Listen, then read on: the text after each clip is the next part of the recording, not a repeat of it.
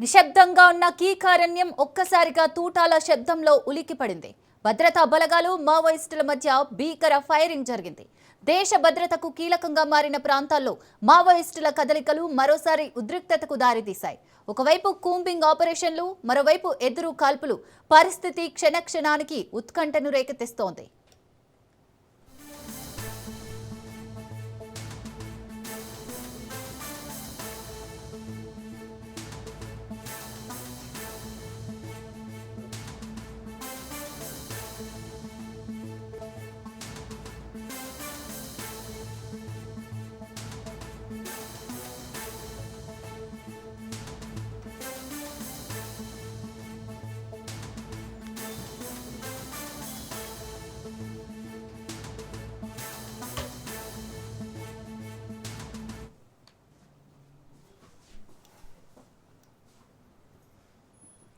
మావోయిస్టులకు భారీ షాక్ తగిలింది. జార్ఖండ్లోని సరందా అటవీ ప్రాంతంలో భారీ ఎన్కౌంటర్ జరిగింది. భారీ ఎన్కౌంటర్లో మావోయిస్టు కీలక నేతలు మరణించినట్లు తెలుస్తోంది. జార్ఖండ్లోని సరందా అటవీ ప్రాంతంలో భద్రతా బలగాలకు మావోయిస్టులకు మధ్య జరిగిన ఎదురు కాల్పుల్లో మావోయిస్టు పార్టీకి చెందిన 15 మంది మావోయిస్టులు మరణించినట్లు భద్రతా దళాలు తెలిపాయి. మృతుల్లో సెంట్రల్ కమిటీ సభ్యుడు పతిరామ్ మాంఘీ ఉన్నట్లు అధికారులు తెలిపారు. పతిరామ్ మాంఘీపై 5 కోట్ల రివార్డు ఉన్నట్లు అధికారులు తెలిపారు. మృతుల సంఖ్య పెరిగే అవకాశం ఉన్నట్లు తెలుస్తోంది. కోబ్రా బెటాలియన్ 209తో ఈ ఆపరేషన్ చేపట్టారు. రైట్, ఇక ఇదే అంశానికి సంబంధించి మరిన్ని డీటెయిల్స్ మా ప్రతినిధి ఉపేందర్ అందిస్తారు. ఉపేందర్,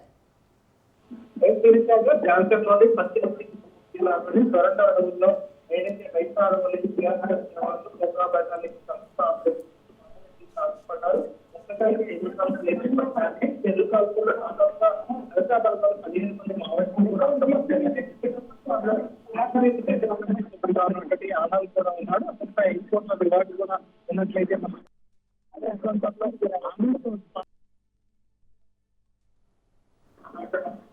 వాళ్ళు గుర్తింపు ఇచ్చేటప్పటికీ ఈ ఎక్స్పెండిచర్ ఫ్రమ్ రెస్పెక్ట్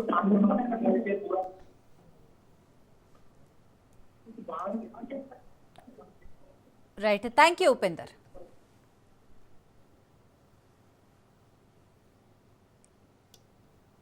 నిశ్శబ్దంగా ఉన్న కీకారణ్యం ఒక్కసారిగా తూటాల శబ్దంలో ఉలిక్కిపడింది. భద్రతా బలగాలు మావోయిస్టుల మధ్య భీకర ఫైరింగ్ జరిగింది. దేశ భద్రతకు కీలకంగా మారిన ప్రాంతాల్లో మావోయిస్టుల కదలికలు మరోసారి ఉద్రిక్తతకు దారితీశాయి. ఒకవైపు కూంబింగ్ ఆపరేషన్లు, మరోవైపు ఎదురు కాల్పులు పరిస్థితి క్షణక్షణానికి ఉత్కంఠను రేకెత్తిస్తోంది.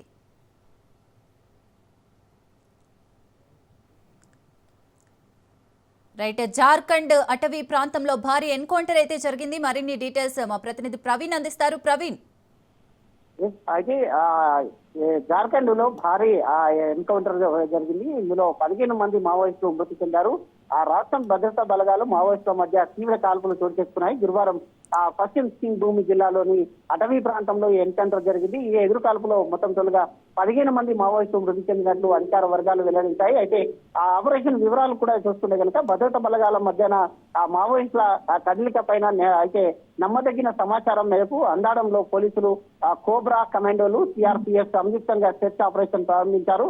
ఈ క్రమంలోనే అడవుల్లో దాగి ఉన్నటువంటి మావోయిస్టుల ఆ భద్రతా బలగాల పైన కాల్పులకు దిగారు. దీంతో ఆ 2 వైపుల కాల్పులు జరగగా భద్రతా బలగాలకు అప్రమత్తంగా ఎదురుదాడి చేయడంతో మావోయిస్టులకు భారీ నష్టం కలిగించినట్టుగా తెలుస్తుంది. అయితే అదేవిధంగా చూస్తుంటే కనుక ఆ మృతి చెందిన వాళ్ళు కీలక నేతలు కూడా ఉన్నట్టుగా తెలుస్తుంది. మృతిలో ఆ టాప్ మావోయిస్టుగా ఉన్నటువంటి ఏరియా కమాండర్లుగా ఉన్నటువంటి ఆ భద్రతా వర్గాలకు అనుమానిస్తున్నాయి. సంఘటన స్థలం నుంచి ఆయుధాలు, గోళీల నిల్వలను, ఆ వైల్డ్ లైఫ్ సెట్లను మావోయిస్టుల అయితే స్వాధీనం చేసుకున్నారు.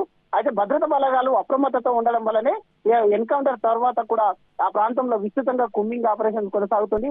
మరికొందరు మావోయిస్టులు అడవిలోకి పారిపోయి ఉండవచ్చన్న అనుమానంతో భద్రతా బలగాలు అప్రమత్తంగా గాలింపు చర్యలు కూడా చేపట్టాయి. ఈ దానికి చూసుకుంటే కనుక పోలీసు ఉన్నతాధికారులు మాట్లాడుతూ కూడా ఈ మావోయిస్టుల పైన కీలకంగా విజయంగా పేర్కొంటున్నారు. జార్ఖండ్ లో మావోయిస్టు ప్రభావిత ప్రాంతాల్లో పూర్తి క్లీన్ చేయడమే ఆ లక్ష్యం అని కూడా చెప్తున్నారు. ఇదే విధంగా చూసుకుంటే కనుక భద్రతా బలగాలకు ఎలాంటి ప్రాణ నష్టం జరగలేదు అంటూ కూడా చెప్తున్నారు.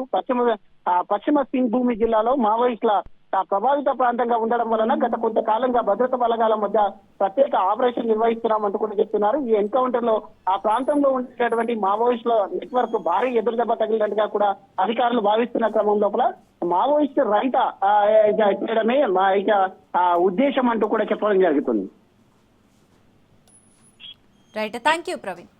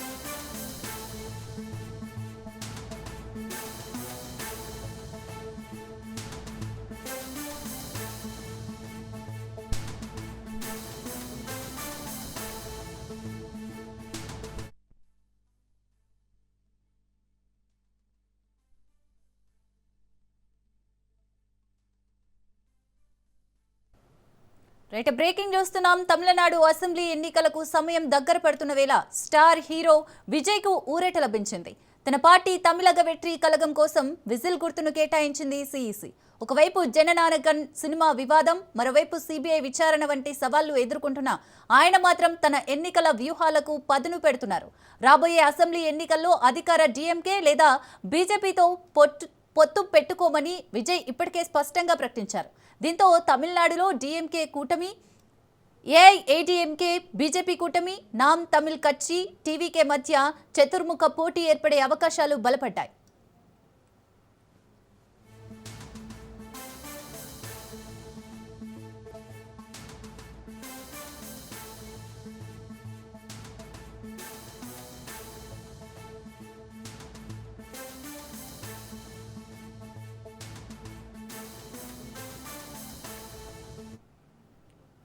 తమిళనాడు అసెంబ్లీ ఎన్నికలకు సమయం దగ్గర పడుతున్న వేళ స్టార్ హీరో విజయ్ కు ఊరట లభించింది. తన పార్టీ తమిళగ వెట్రి కలగం కోసం విజిల్ గుర్తును కేటాయించింది సిఈసి. ఒకవైపు జననాయకన్ సినిమా వివాదం, మరోవైపు సిబిఐ విచారణ వంటి సవాళ్లు ఎదుర్కొంటున్న ఆయన మాత్రం తన ఎన్నికల వ్యూహాలకు పదును పెడుతున్నారు. రాబోయే అసెంబ్లీ ఎన్నికల్లో అధికార డిఎంకే లేదా బీజేపీతో పొత్తు పెట్టుకోబోమని విజయ్ ఇప్పటికే స్పష్టంగా ప్రకటించారు. దీంతో తమిళనాడులో డిఎంకే కూటమి, ఏఐఏడీఎంకే బీజేపీ కూటమి, నాన్ తమిళ్ కచ్చి టీవీకే మధ్య చతుర్ముఖ పోటీ ఏర్పడే అవకాశాలు బలపడ్డాయి. రైట్, ఇదే అంశానికి సంబంధించి మోర్ డీటెయిల్స్ మా ఇన్పుట్ ఎడిటర్ శ్రీకాంత్ అందిస్తారు. Srikanth. Good afternoon. Tamil Nadu assembly ఎన్నికలకు టైం దగ్గర పడుతోంది. ఇట్లా నేపథ్యంలో స్టార్ హీరో విజయ్ మన పార్టీ తమిళగ వెట్రి కళగం సింబల్ కోసం నిజానికి చాలా ప్రయత్నాలు చేశారని చెప్పాలి. ఇప్పుడు కేంద్ర ఎన్నికల సంఘం తనకు ఈల గుర్తును కేటాయించడం జరిగింది. సో ఇప్పటికే ఒకవైపు జననాయకన్ సినిమా వివాదం నడుస్తోంది, మరోవైపు అటు సిబిఐ విచారణ లాంటి చాలా సవాళ్లను కూడా విజయ్ ఎదుర్కొంటున్నారు. ఇప్పటికే సిబిఐ విచారణకు హాజరవుతున్నారు. మోరోవర్ అంటే రాబోయే ఎన్నికల్లో అటు డిఎంకే తోటి కానీ, ఏఐడిఎంకేతో కానీ, లేదంటే బీజేపీతో కానీ ఎట్టి పరిస్థితుల్లో పొత్తు పెట్టుకోమని చెప్పేసి ఇప్పటికే విజయ్ చాలా క్లారిటీగా చెప్పడం జరిగింది. సో అటు తమిళనాడులో డిఎంకే కూటమి, అటు ఏఐడిఎంకే బీజేపీ కూటమి, మోరోవర్ నాన్ తమిళ్ కచ్చి at the same time TVK మధ్య ఒక అంటే చతుర్ముఖ పోటీ జరగబోతోందని చెప్పడంలో ఎట్లాంటి సందేహం లేదు. ఇట్లా నేపథ్యంలోనే ఇప్పుడు బరిలోకి దిగుతున్నటువంటి టైంలో ఆయనకు గుర్తు అనేది చాలా కీలకం అని చెప్పాలి. సో ఎట్లాంటి గుర్తులు ఉండబోతున్నాయి అనే ఒక ఉత్కంఠ మాత్రం కొనసాగుతూనే ఉంది. సో ఇప్పుడు విజయ్ కి కేంద్ర ఎన్నికల సంఘం అంటే ఆయన దరఖాస్తును పరిశీలించిన తర్వాత అన్ని నిబంధనలకు అనుగుణంగానే అవసరమైనటువంటి మొత్తం వివరాలు తీసుకున్నారు, సంఖ్యాపరమైనటువంటి సమాచారం మొత్తం కూడా తీసుకున్నారు. సో దీన్ని అన్ని చూసిన తర్వాత ఈల గుర్తును మాత్రం విజయ్ కి కేటాయించడం జరిగింది. ఒక విధంగా చెప్పాలంటే విజయ్ దీన్ని పాజిటివ్ గానే తీసుకుంటారు. ఈల వేస్తూ ముందుకు వస్తాం అంటూ అదొక స్లోగన్ కూడా తీసుకొచ్చేటువంటి అవకాశం ఉంటుంది. ఎందుకంటే Vijay way of political journey కూడా సేమ్ లైక్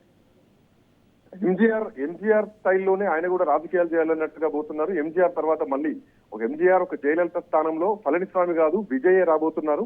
సో విజయ్ వాళ్ళను మరిపించేలాగానే రాజకీయం చేస్తామన్నట్టుగా కూడా ముందుకెళ్తున్నారు. మరోవైపు కేంద్రం కూడా అంతే ఇబ్బందులు పెడుతోంది. ఇప్పటికీ జననాయకన్ సినిమా రిలీజ్ కాలేదు. జననాయకన్ ఓటీటీలో రిలీజ్ చేసేటువంటి అవకాశాలు కూడా ఉన్నాయి. ప్రభుత్వాలు ఇబ్బందులు పెడుతున్నాయి, సెన్సార్ ఇబ్బందులు నడుస్తున్నాయి. సో సర్టిఫికేషన్ రావట్లేదు. సో ఇన్ని ఇబ్బందుల మధ్య విజయ్ ఏ నిర్ణయం తీసుకోబోతున్నారు అన్నది చూడాల్సినటువంటి అవసరం ఉంది. ఇట్లాంటి నేపథ్యంలోనే విజయ్ కి కేంద్ర ఎన్నికల సంఘం ఈల గుర్తు కేటాయించింది. సో ఈ గుర్తుతో ఎలా ముందుకెళ్లబోతున్నారు, సో ఈ గుర్తు పైన విజయ్ రియాక్షన్ ఏంటి, ఎట్లా ఉండబోతోంది, సో ఈ అంశాలు కూడా చూడాలి మొత్తానికి. సో మొత్తానికి మాత్రం కేంద్ర ఎన్నికల సంఘం విజయ్ కి ఈల గుర్తును కేటాయించింది. Siri right, thank you Srikanth.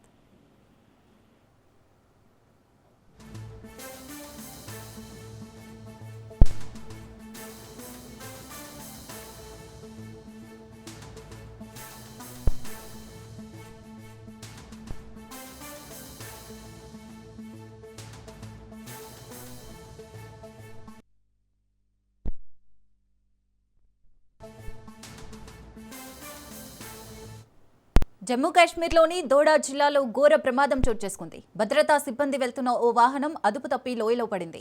ఈ ఘటనలో 10 మంది ఆర్మీ సిబ్బంది ప్రాణాలు కోల్పోగా మరికొందరు గాయపడ్డారు. బదేర్వాహ్ చంబా రోడ్డులోని కన్నీ పర్వత ప్రాంతంలో ఈ దుర్ఘటన చోటు చేసుకుంది. లోయలో పడిపోయిన బుల్లెట్ ప్రూఫ్ వాహనంలో 17 మంది భద్రతా సిబ్బంది ఉన్నట్లు అధికారులు వెల్లడించారు. వెంటనే రంగంలోకి దిగిన ఆర్మీ, పోలీసులు సంయుక్తంగా రెస్క్యూ ఆపరేషన్ చేపట్టారు. గాయపడిన వారిని ఉదంపూర్ మిలిటరీ ఆసుపత్రికి తరలించినట్లు అధికారులు తెలిపారు.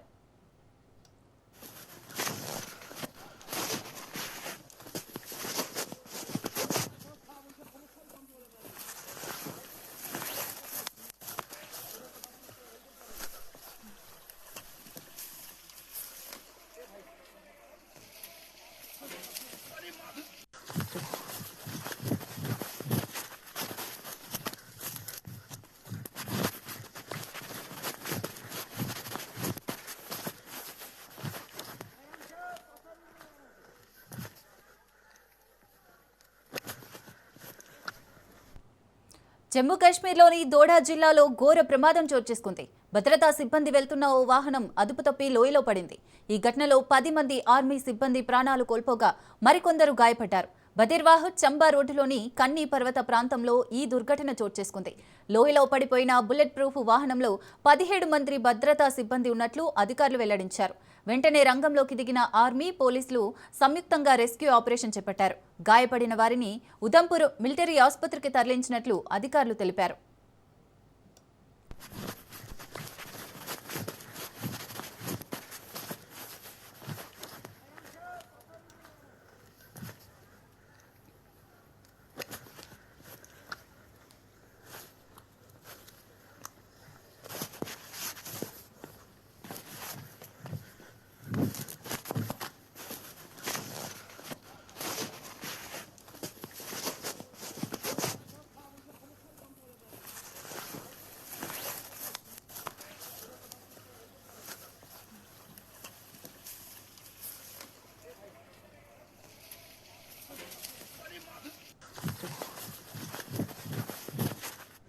కాకినాడ జిల్లా జగ్గంపేట ఎమ్మెల్యే జ్యోతుల నెహ్రూ కీలక వ్యాఖ్యలు చేశారు.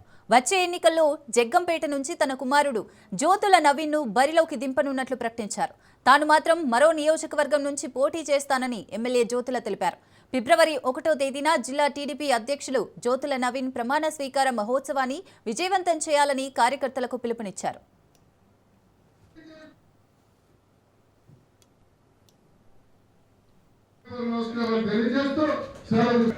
అదే రోజు ప్రమాణ స్వీకారం చేసుకున్నా.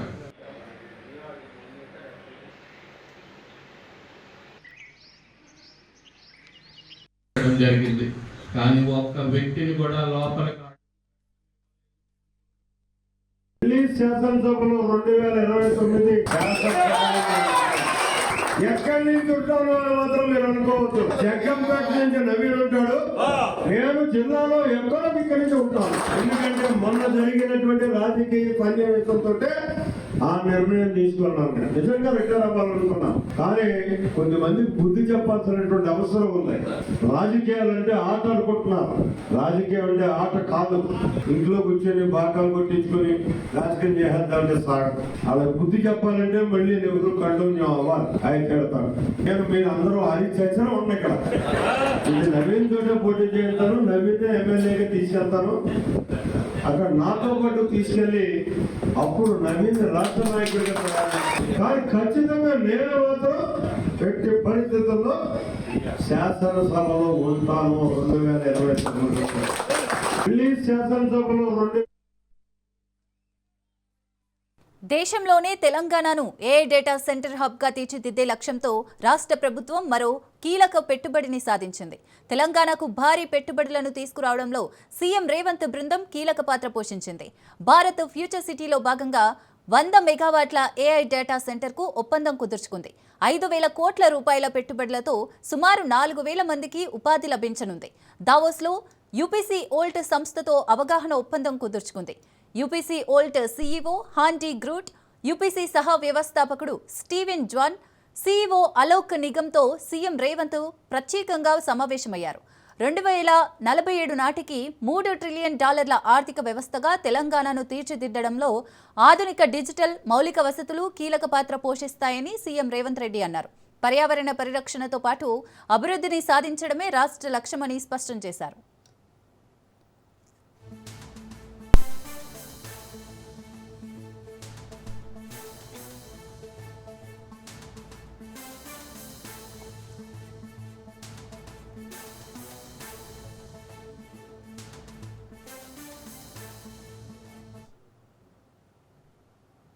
రైట్ నౌ తెలంగాణ భవన్లో మాజీ మంత్రి కొప్పిలేశ్వర్ మాట్లాడుతున్నారు. లైవ్ లో చూద్దాం. ముందుకు పోతామని డిమాండ్ చేస్తూ మళ్ళీ ఒక్కసారి చెప్తున్నాను, నైని కోల్ బ్లాక్తో పాటు జరిగినటువంటి ఇంకా 6 బొగ్గు బ్లాక్లకు సంబంధించినటువంటి వాటిపైన కూడా విచారణ జరిపించి తక్షణమే మీకు చిత్తశుద్ధి ఉంటే వాటిని కూడా రద్దు చేయాలని డిమాండ్ చేస్తూ ఉన్నాం.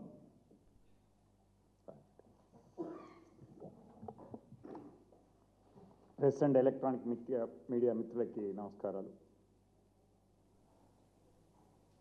కాంగ్రెస్ కబంధ హస్తాల నుంచి సింగరేణిని కాపాడుకుందాం, సేవ్ సింగరేణి, కాంగ్రెస్కు హటావో సింగరేణికి బచావో అనేటువంటి నినాదాలతో మా నాయకులు కొప్పుల ఈశ్వర్ గారు ఇచ్చినటువంటి పిలుపు మేరకు నిన్న సింగరేణిలో ఉన్నటువంటి అన్ని బావులపైన అన్ని జిఎం కార్యాలయం ముందు ధర్నా కార్యక్రమాలు, నిరసన కార్యక్రమాలు నల్ల బ్యాడ్జీలతో తెలిపినటువంటి విషయం తెలిసింది. ఎప్పుడైతే ఈ నైని బ్లాక్ సంబంధించి సైట్ విజిట్ సర్టిఫికేట్ విధానం వలన సింగరేణి నష్టపోతుంది, అవినీతి జరుగుతుంది, కాంగ్రెస్ ప్రభుత్వం కోట్ల రూపాయలను కొల్లగొడుతుంది అనేటువంటిది హరీష్ రావు గారు ఎప్పుడైతే ఈ కుంభకోణం గురించి వివరించడం, ఆ తర్వాత కేటీఆర్ గారు స్పందించడం, మా గౌరవ అధ్యక్షుల గారి సూచన మేరకు ఈరోజు సింగరేణి వ్యాప్తంగా కూడా నిన్న జరిగినటువంటి కార్యక్రమాలు ఇది అందరికీ తెలిసినటువంటిది. ఇందాక చెప్పినట్టుగా 137 సంవత్సరాల చరిత్ర కలిగిన సింగరేణిలో మొట్టమొదటి పబ్లిక్ సెక్టార్గా ఉన్నటువంటి ఈ కంపెనీ కేంద్ర రాష్ట్ర ప్రభుత్వాల భాగస్వామ్యం. అలాంటి దాంట్లో ఇప్పటి వరకు చాలా పారదర్శకంగా జరుగుతున్నటువంటి దాంట్లో ఈ మధ్య సింగరేణిలో ఏదైతే రాజకీయ జోక్యం మితిమీరి కాంగ్రెస్ ప్రభుత్వం ఏర్పడిన తర్వాత ప్రతి విషయంలో కూడా అవినీతి అనేది చూస్తూ ఉన్నాం. దాంట్లో భాగంగానే తెలంగాణలో ఉన్నటువంటి ఓవర్ బర్డెన్ కాంట్రాక్టులు అయితేంది, ఈరోజు ఒరిస్సాలోని నైని బ్లాక్లో ఉన్నటువంటి mine developer and operator MDO contract, ఇది దీర్ఘకాలికంగా కొనసాగేటువంటిది. 25 సంవత్సరాల పాటుగా సంవత్సరానికి 10 మిలియన్ టన్నులు అంటే 100 కోట్ల బొగ్గును తీసేటువంటి, 1 కోటి టన్నుల బొగ్గును తీసేటువంటి టెండర్. ఎప్పుడైతే బొగ్గును తీస్తున్నటువంటి కంపెనీకి దానికి టన్నుకు ఒక రేటు నిర్ణయిస్తుంది కంపెనీ, దాని ప్రకారంగా మేము చెల్లిస్తే ఆ బొగ్గంతా సింగరేణికి ఇవ్వాల్సినటువంటిది. ఇవేమో మట్టి తీసినందుకు ఇచ్చేటువంటి క్యూబిక్ మీటర్కి 40-50 ఇట్లా ఇప్పుడు డీజిల్తో కలుపుకుంటే 136 రూపాయలు అంతవరకు ఉంటుంది. కానీ ఇదేమో టన్ను బొగ్గుకు మనం విలువగట్టి ఇచ్చినటువంటి దాని మీద 25 సంవత్సరాలు 25 కోట్ల టన్నులు, దాని మీద ఏమాత్రం ఎక్కువైనా సరే 100,000 కోట్ల రూపాయలు కంపెనీ నష్టపోతుంది. ఒక 600 రూపాయలు అనుకుంటే 700 రూపాయలకు నిర్ణయించినట్లయితే దాదాపుగా ఈ నైని బొగ్గు బ్లాకులో 2,500 కోట్ల రూపాయలు సింగరేణి నష్టపోతుంది. ఇంత పెద్ద ఎత్తున జరుగుతున్నది. ఇది సింగరేణిని మొత్తానికి నాశనం చేసేటువంటి ప్రక్రియ అని చెప్పినటువంటి క్రమంలో ఈ సైట్ విజిట్ ఏదైతే సర్టిఫికెట్ అనేటువంటిది కంపల్సరీగా చేసినారో ఈ మధ్య నిట్టులో కొత్తగా పెట్టారు 19వ కాలంగా చేర్చినటువంటిది. ఇది ఏప్రిల్ 2024 నుంచి మాత్రమే సింగరేణిలో అమలు జరుగుతూ ఉన్నది.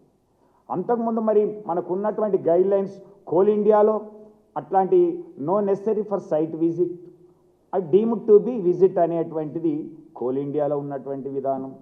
అలాగే ఎన్ఎండిసిలో చూసినట్లయితే అక్కడ ఎలాంటి డిస్క్రిమినేషన్ లేకుండా సైట్ విజిట్ చేసినటువంటి ప్రతి ఒక్కరికి కూడా సర్టిఫికెట్ ఇచ్చేటువంటి విధానం అయితేంది. అలాగే నైవేలిలో కూడా వాళ్ళు సర్టిఫికెట్ ఇవ్వమంటే అందరు కూడా మేము విజిట్ చేసినామని సర్టిఫికెట్ సెల్ఫ్ డిక్లరేషన్ లాంటిది ఇచ్చినట్లయితే వాళ్ళందరికీ కూడా ఇస్తున్నటువంటి. కానీ సింగరేణికి వచ్చిన తర్వాత ఈ కాంగ్రెస్ ప్రభుత్వం వచ్చిన తర్వాత కాంట్రాక్టర్లను ఒక రింగ్గా సిండికేట్గా ఏర్పాటు చేసుకునేటువంటి అవకాశాలు కల్పించడానికి ఈ సైట్ విజిట్ సర్టిఫికెట్ అనేటువంటిది ప్రవేశపెట్టిందని భావిస్తూ ఉంది సింగరేణి కార్మిక వర్గం. ఎందుకంటే గతంలో ఎన్నడూ లేనటువంటిది ఈరోజు ఆన్లైన్ టెండర్. ఎన్నికల హామీ నిలబెట్టుకునేందుకు తెలంగాణలో కొందరు సర్పంచ్లు శాస్త్రీయ పద్ధతులకు బదులు విషం పెట్టి కుక్కలను చంపుతున్నారు. పలు జిల్లాల్లో వందలాది కుక్కలను ఇలా అమానుషంగా హతమార్చారు. యాచారం పోలీసులకు స్టే యానిమల్ ఫౌండేషన్ స్వచ్ఛంద సంస్థ ఫిర్యాదుతో గ్రామ సర్పంచ్, కార్యదర్శి ఇతరులపై కేసు నమోదు చేసి దర్యాప్తు చేపట్టారు. డంపింగ్ యార్డు సమీపంలో కుక్కలను గుంతలో పాతిపెట్టిన చోటనే జేసీబీతో తవ్వించి చనిపోయిన కుక్కలను ఒక్కొక్కటిగా బయటకు తీసి పశు వైద్యుల బృందం పోస్టుమార్టం నిర్వహించింది. అనంతరం కుక్కల శాంపిల్ను తీసుకుని ఫోరెన్సిక్ ల్యాబ్కు పంపనున్నారు.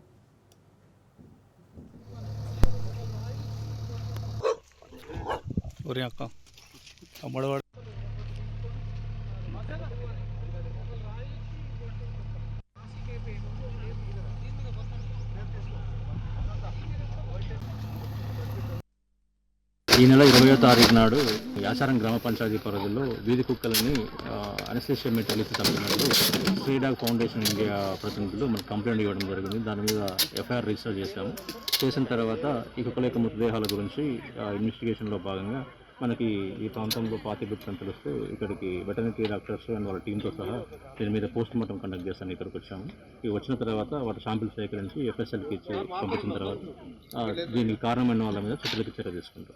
సంక్రాంతి పండుగ సందర్భంగా మా స్వగ్రామంలో 13వ తారీఖు ఈవినింగ్ పర్మిషన్ ఎంపీడీఓ గారి ద్వారా పర్మిషన్ తీసుకొని మా గ్రామానికి వెళ్ళడం జరిగింది.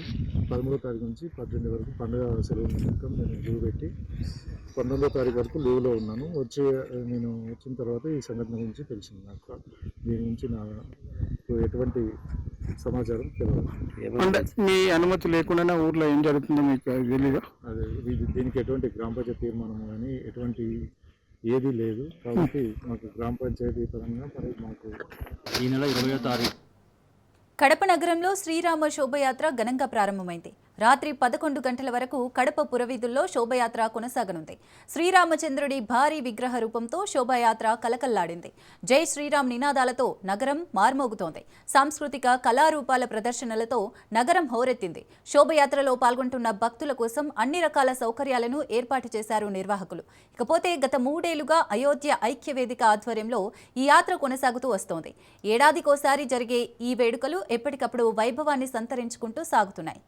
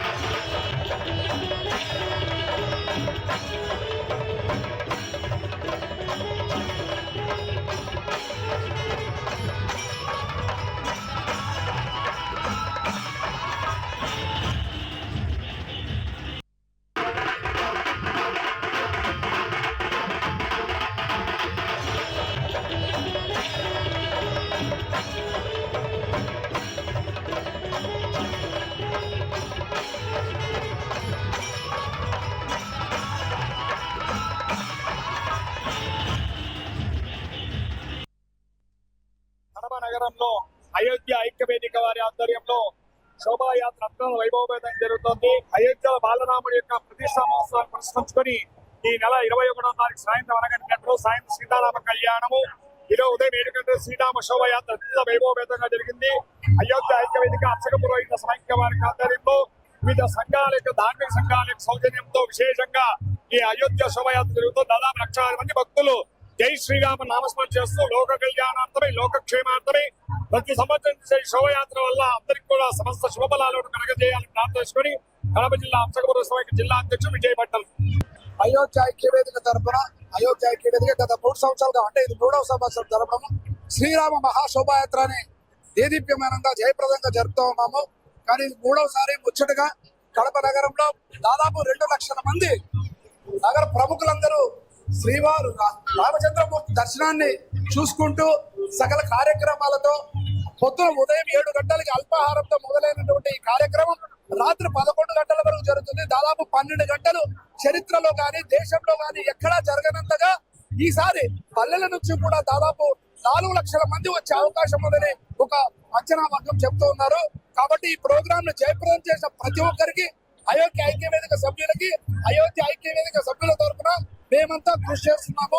అలాగే మమ్మల్ని నడిపిస్తున్నటువంటి పెద్దలందరికీ కూడా అందరికీ శ్రీరాముడు ఆశీస్సులు ఉండాలి.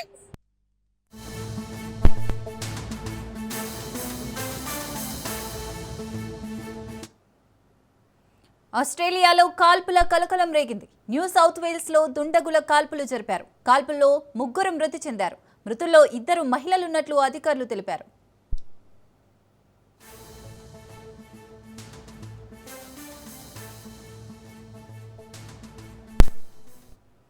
ఆస్ట్రేలియాలో కాల్పుల కలకలం రేగింది. న్యూ సౌత్ వేల్స్ లో దుండగులు కాల్పులు జరిపారు. కాల్పుల్లో 3 మృతి చెందారు. మృతుల్లో 2 మహిళలున్నట్లు అధికారులు తెలిపారు.